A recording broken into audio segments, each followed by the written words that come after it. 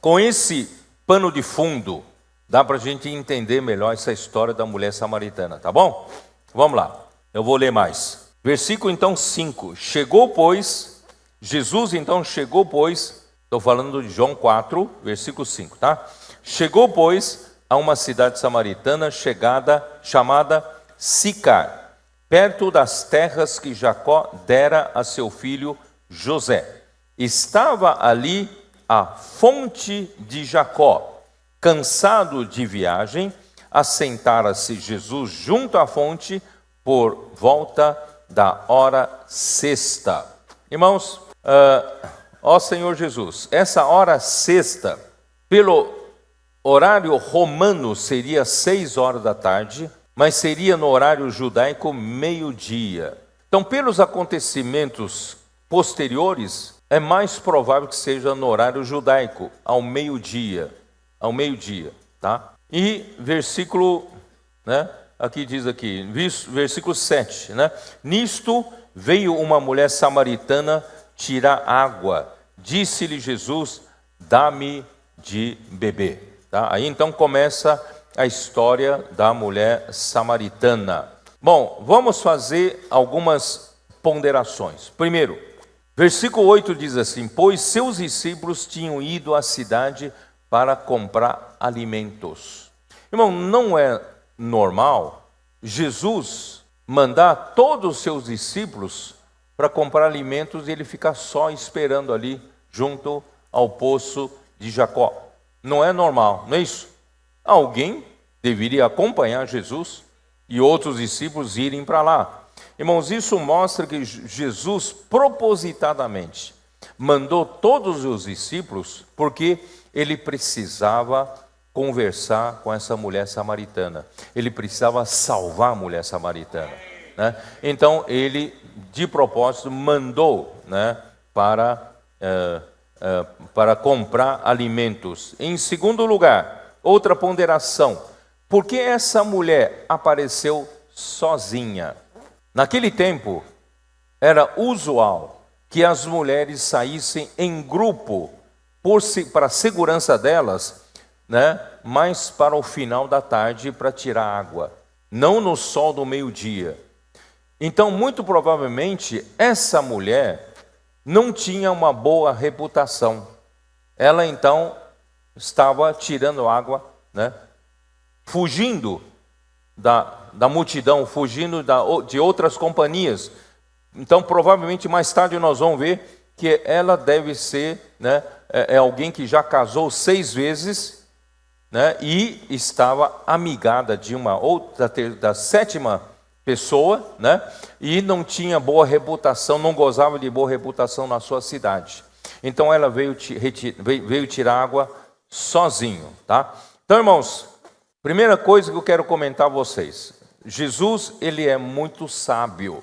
Ele preparou para se encontrar com uma mulher ao ar livre.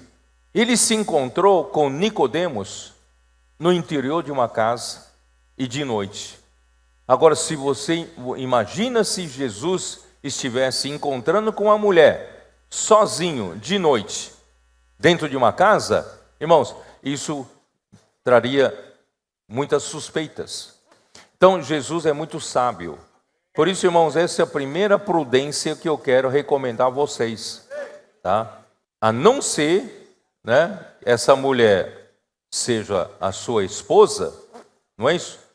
Do contrário, nunca esteja com uma pessoa do sexo oposto sozinhos, num recinto fechado. Certo ou não?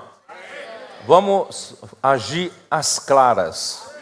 Vamos agir para um bom testemunho, para todos verem, tá? Então, ao ar livre, tá? Com pessoas de sexo oposto, tá? E nós, assim, evitamos, irmãos, que haja muita suspeita errada, né? Nós também, assim, irmãos, nós nos guardaremos. Então, esse sempre foi, irmão, uma coisa que nos guardou como jovens, né? Então vocês hoje saem para fazer comportagem, vocês saem, né, para a equipe do SEAP, vocês ali no SEAP, né, tem alojamento masculino, feminino. Irmãos, nós temos que ser muito prudentes nisso, para evitar problemas, para evitar confusão, tá? Vamos ser bem claros. Homem e mulher, irmãos, bem lugar ao ar livre, bem público, lugar que todos podem ver, tá bom? Então vamos lá. Vamos para o versículo seguinte. Então lhe disse a mulher samaritana: por que, sendo tu judeu, pedes de beber a mim, que sou mulher samaritana? Porque os judeus não se dão com os samaritanos. Então eu acabei de mostrar para vocês por que os judeus não se dão com os samaritanos. Primeiramente, os judeus acham que os samaritanos são de sangue misto, não são judeus. Em segundo lugar, quando da reedificação do templo, da reedificação dos muros de Jerusalém, foi um povo que tentou se opor, tentou lutar contra, né, o povo de Israel. Por isso eles não se dão. Versículo 10. Replicou-lhe Jesus: se conheceras o dom de Deus e quem é o que te pede, dá-me de beber, tu lhe pedirias e ele te daria água viva. Água viva. Irmãos, esse versículo geralmente passa meio batido por nós, né? Eu queria parar um pouquinho aí para a gente considerar. Se tu conheceras o dom de Deus e quem é o que te pede, o que é o dom de Deus aqui? Quem é o dom de Deus? Quem é o dom de Deus? E quem é o que te pede? Tiago capítulo 1, versículo 12. Eu tenho usado algumas vezes, Senhor Jesus. Tiago capítulo 1, versículo 17. Ali diz assim: toda boa dádiva e todo dom perfeito são lá do alto, descendo do Pai das luzes, em quem não pode existir variação ou sombra de mudança, pois segundo o seu querer ele nos gerou pela palavra da verdade, para que fôssemos como que primícias das suas criaturas. Irmãos, o que Deus quer nos dar? Deus quer nos dar, irmãos, o melhor presente, a boa dádiva. Deus quer dar para o homem o dom perfeito. O dom e dádiva são presente de Deus. O que Deus quer nos dar, irmãos, é tudo do bom e do melhor. E tudo que é do bom e do melhor são lá do alto. Irmãos, aqui na terra não tem. Aqui na terra, por mais que você ame várias coisas da terra, irmãos, aqui não tem essa boa dádiva. Aqui na terra não tem esse dom perfeito. Vocês entenderam? A boa dádiva e o dom perfeito, irmão, tem que vir lá do alto. Tem que vir lá do alto. E o que essa boa dádiva e o dom perfeito que Deus quer dar para o homem vai gerar? Hein? Versículo seguinte: pois segundo o seu querer, ele nos gerou pela palavra da verdade, para que fôssemos como primícias das suas criaturas. Irmão, Deus quer, através do presente lá do alto que ele vai dar para o homem, vai gerar igreja, vai gerar uma nova criação, vai gerar um novo homem. Irmãos, essas são as primícias das suas criaturas. Então, irmãos, quem é então esse dom perfeito? Quem é essa boa dádiva que vai nos gerar? É a palavra da verdade, mas também o próprio Jesus. Vocês entenderam? Jesus é a boa dádiva e o dom perfeito que Deus quer nos dar de presente para gerar, sabe, uma nova criação, gerar a sua igreja. Então agora você pode entender, voltando lá para João 4, não é isso?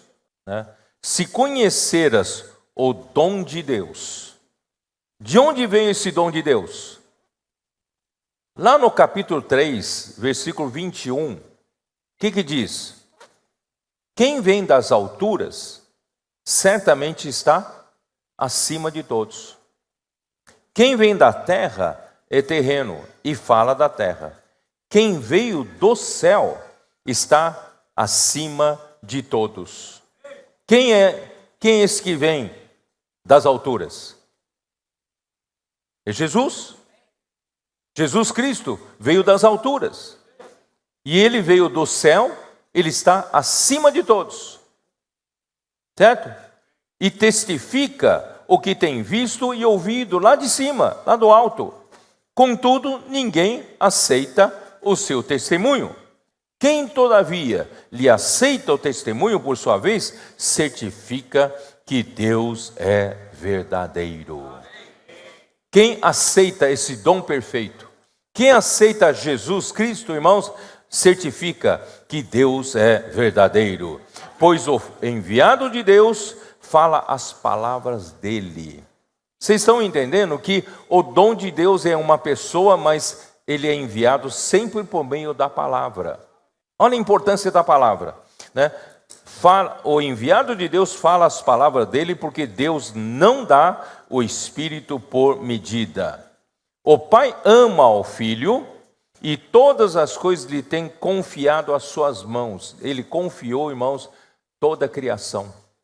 Ele vai encabeçar, fazer Cristo Jesus encabeçar sobre toda a criação, sobre todas as coisas. Tudo lhe entregou nas suas mãos. Versículo 36. Por isso, quem crê no Filho, quem crê no dom que veio do alto, irmão, quem crê no seu Filho, tem a vida eterna.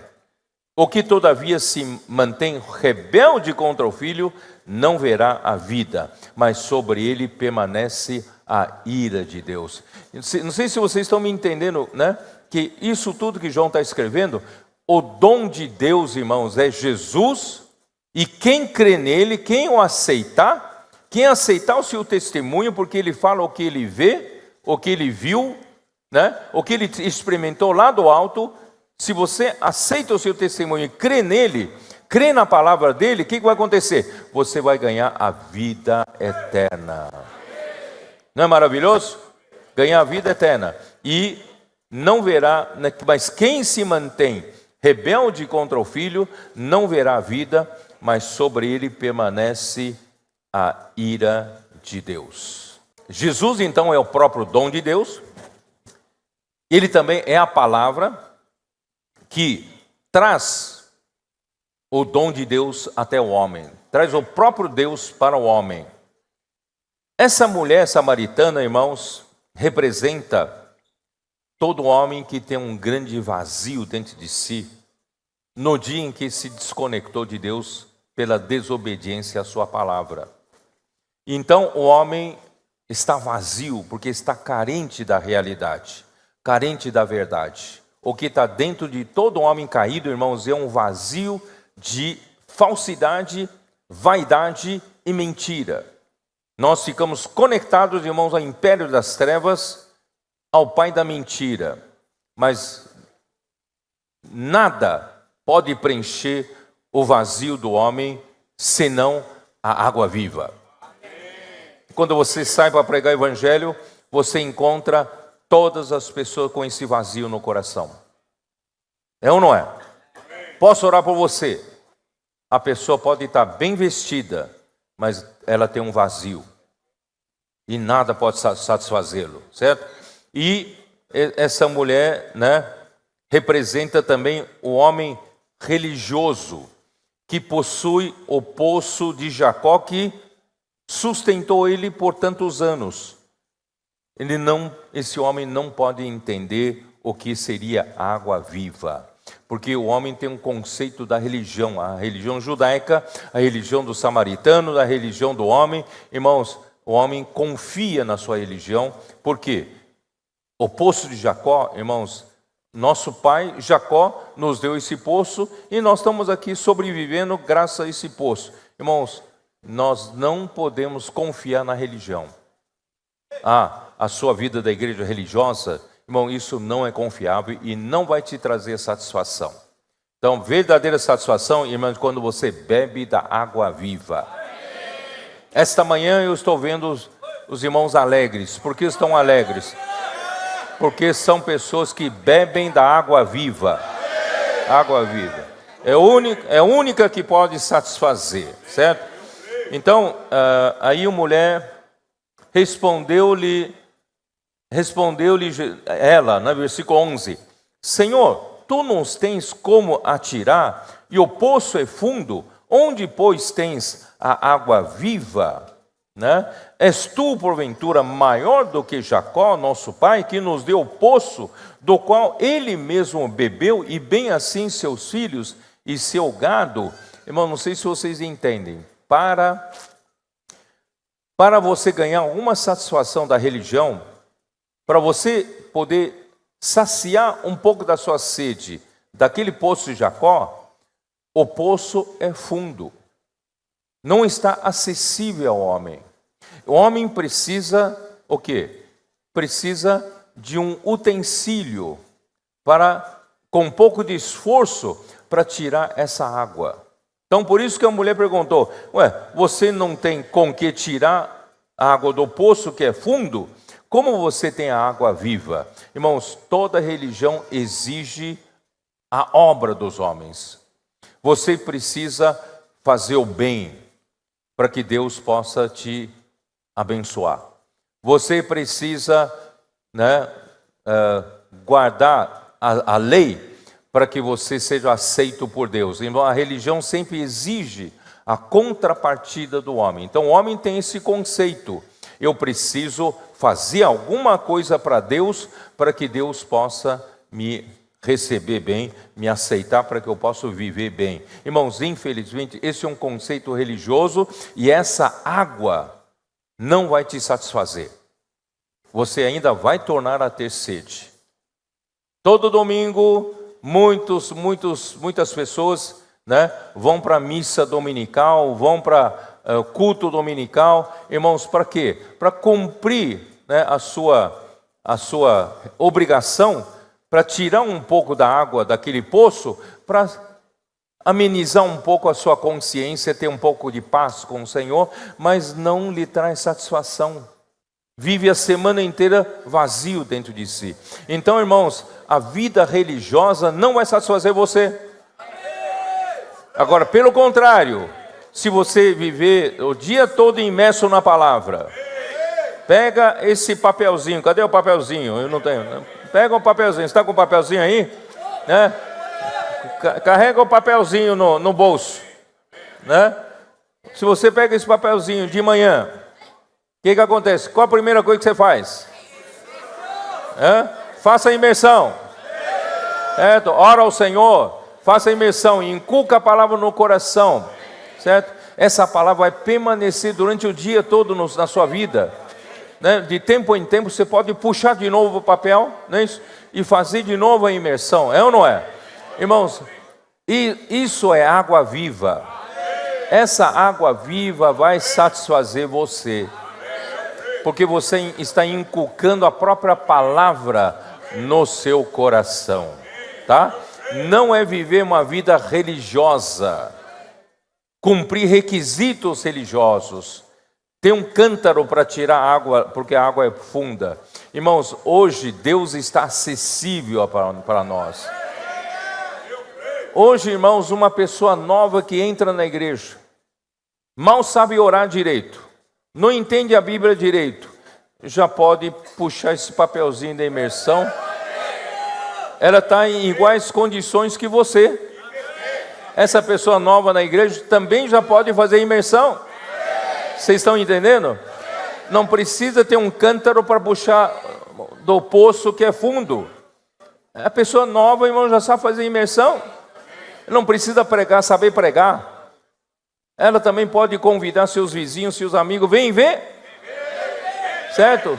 Também pode fazer imersão com seus amigos também, através desse papel da imersão, Irmãos, graças ao Senhor, hoje ficou tudo mais fácil, Então, irmãos, ó Senhor Jesus,